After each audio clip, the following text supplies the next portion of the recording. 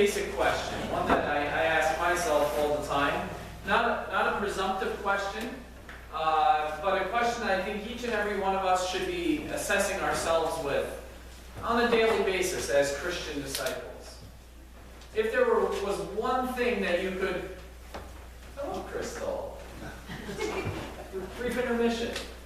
I just noticed you here. Anyway, if there is one thing in this that you could pinpoint, what is the one thing that is keeping you from fully following Christ as a disciple?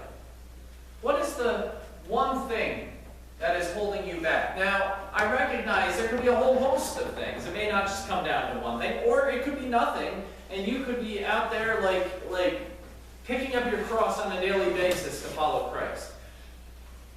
For the disciples, on the top of the mountain with Jesus in the story we read today, there were actually a number of things that were holding them back. They all had their anticipation of who Jesus was and what that meant for them and their nation.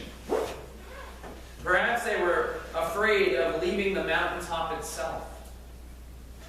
How many of you have been there? How many of you have had like the rockin' mountaintop experience that you just don't want to come down from? I know I've been there, where I've literally been there on the mountaintop, like on physical mountaintop, and I don't want to come down because my legs are rubber from climbing up. But when you're up on top of the mountain and you're feeling like everything is great, you're feeling like everything is alive and wonderful, everything is, there's seemingly nothing that can bring you down.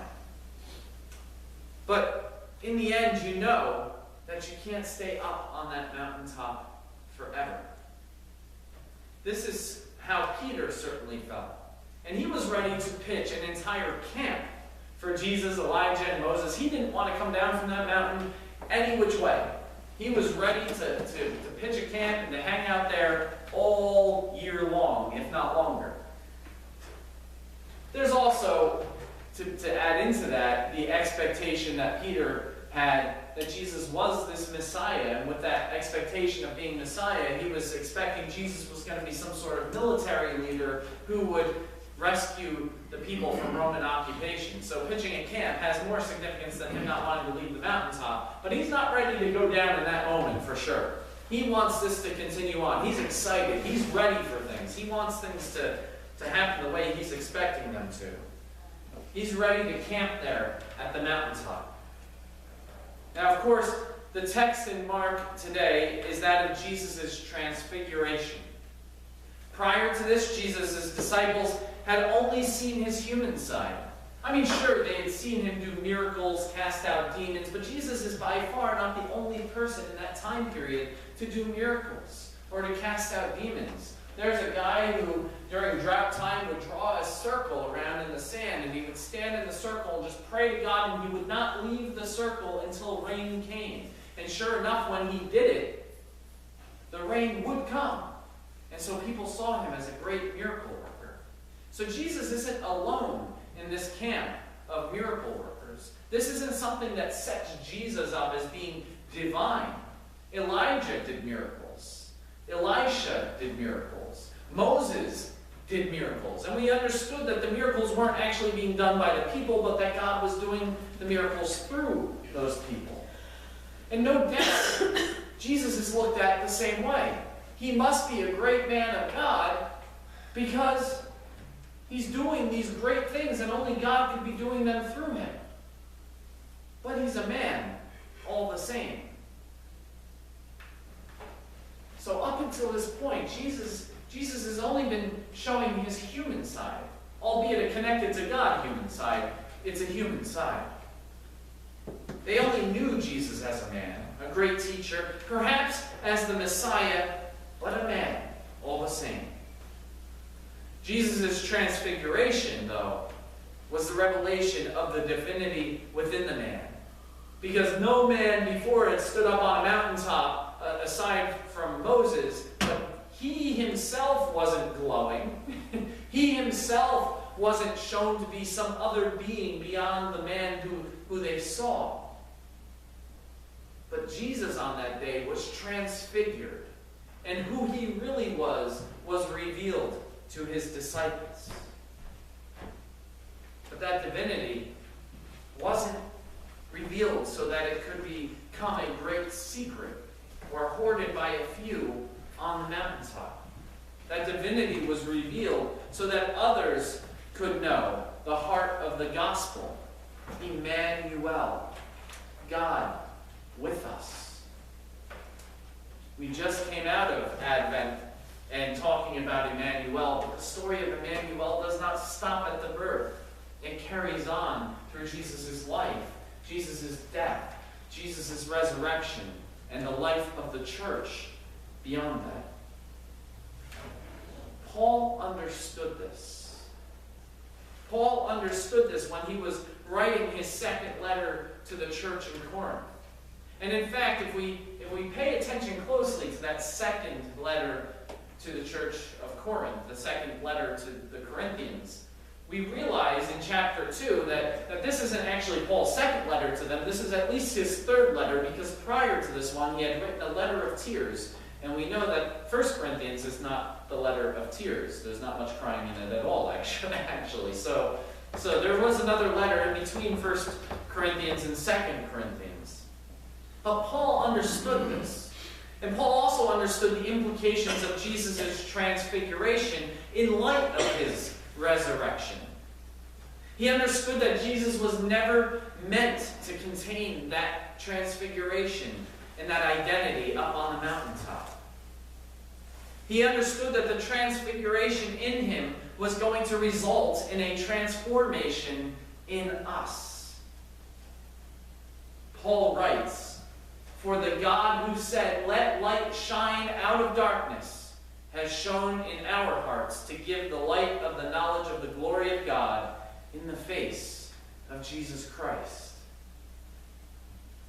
We, my friends, have been given God's hope, God's healing, God's wholeness. And in that we've been given a great light in order that we may be a part of opening the eyes of others to that great light as well. But in order for us to do that, we need to have our own eyes open to the transfigured Christ. We need to see Christ for who Christ really is. We need to understand that transfigured Christ that stood on the mountaintop 2,000 years ago is the same Christ that resurrected in the tomb, is the same Christ that helped form and shape the church, is the same Christ that is with us today. And that transfigured Christ, the Christ of the transfiguration, is calling us to transformation. We are often blinded by our own ways of seeing things or understanding things, just like the disciples were. Like the disciples, we are filled with expectations. We are filled with anticipation. We are filled with doubt. We are filled with desires, etc. And oftentimes we confuse our desires, our doubt, our anticipation, our expectation with Christ. But those things are not the transfigured Christ. The transfigured, resurrected Christ lives apart from all of those things and exists in us if we would only open our eyes to that. In order to experience the transfigured Christ for ourselves, we need to let go of those things and step off the mountaintop. We need to walk back down into the valley, out of our comfort zone. We need to take those steps of faith that lead us away from where we want to be to where God is calling us to be. Just like Jesus stepped down off the mountaintop into the valley, heading toward a different mountain, the mountain in which he would be crucified on. And as we approach Lent, which is coming a few days from now, on Wednesday, we too need to prepare for the work that Christ is calling us to. The work of picking up our cross and following Christ at all costs. If we do that, if we take those steps of faith, if we allow the transfigured Christ to shine within us, the gospel will, as Paul puts it, become unveiled for all to see. Amen.